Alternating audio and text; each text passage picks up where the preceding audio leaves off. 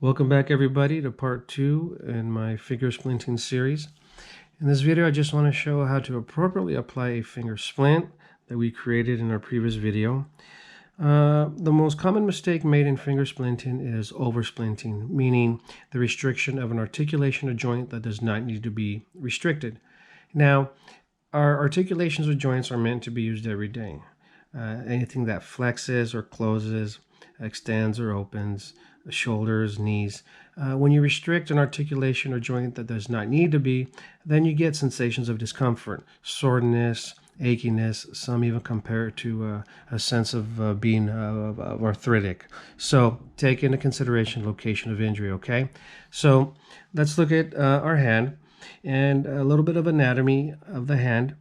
We have our 5 digits or 5 fingers. 4 of them have 3 portions to them, okay? And 1 has 2. Now let's take the middle digit, for example. Distal phalange, interphalange, proximal phalange. Distal just meaning furthest away from the body, proximal meaning closest to the body. The thumb only has 2. Interphalange, proximal phalange, okay? So let's say you slam your hand in your car door or closet door, what have you, and let's say you've injured the articulation of joint between the distal and the interphalange. Something like this would work great. In here, you're just splinting the area that's been injured, and the articulation between the interphalange and proximal is left free to move. For injuries that are a little bit more proximal, something like this would be appropriate.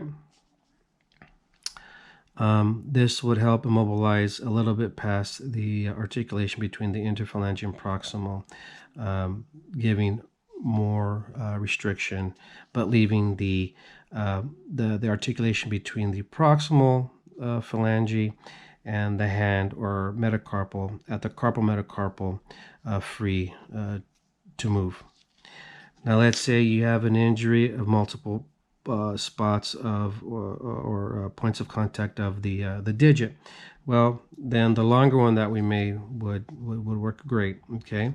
And as you see, this one that we created reaches down to about almost halfway down the palm. So this just really restricts the whole finger, okay? Now let's go ahead and apply 2 of them, okay? So let's say you've injured the articulation between the distal phalange and the interphalange. This would be appropriate. Now remember the coflex I was talking about, or coban.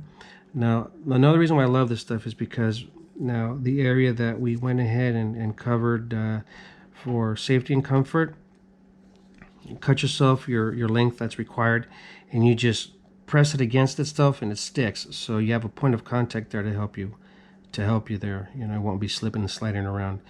And then again, you just wrap around, press it against itself, and there you go.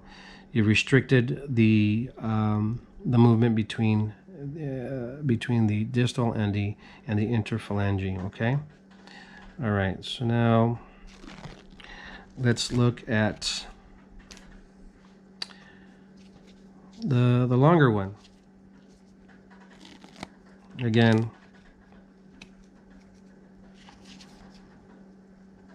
you can just stick it to itself, apply the splint, and then just start wrapping. Now obviously you'll use a longer piece in order to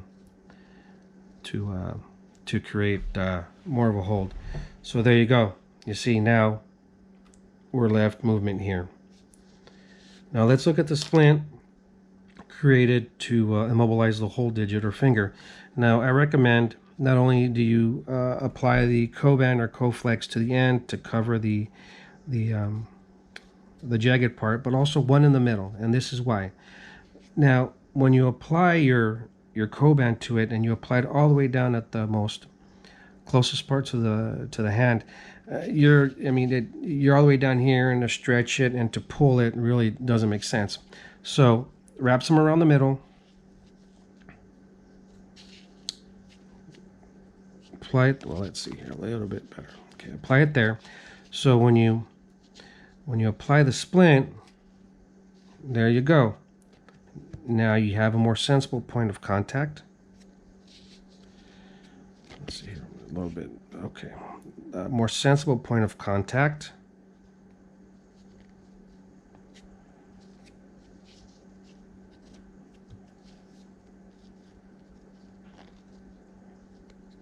And there you go. And then you can just, wrap it. And then you can even, if you wanted to, just to make it more secure, cut yourself another strip.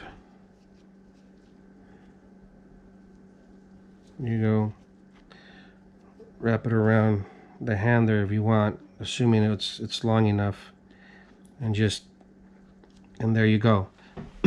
Now you've got a splint that's immobilized the whole digit, and then you're set to go get to the ER, get to an urgent care where they can more appropriately handle your injury. There you go, guys. A recommendation I do have is to go ahead and, once you have your supplies, to go ahead and prefabricate splints custom made to your anatomy and size. So go ahead and get your supplies, cut splints for the various types of possible injuries, prepare them with the Coban or Coflex. So if there is ever a need to use, you have them prepared and ready to go. You don't have to sit there and mess around with creating a splint with an injured finger, and hopefully you have someone around to help you with the application. Alright guys, well, if you found this video useful, go ahead and share it with anybody else that you feel would find it useful as well. And please subscribe to the channel so you can stay up to date with upcoming tutorials and first aid instruction. Alright, well, thank you for watching, and again, like the video, share, and please subscribe. See you next time.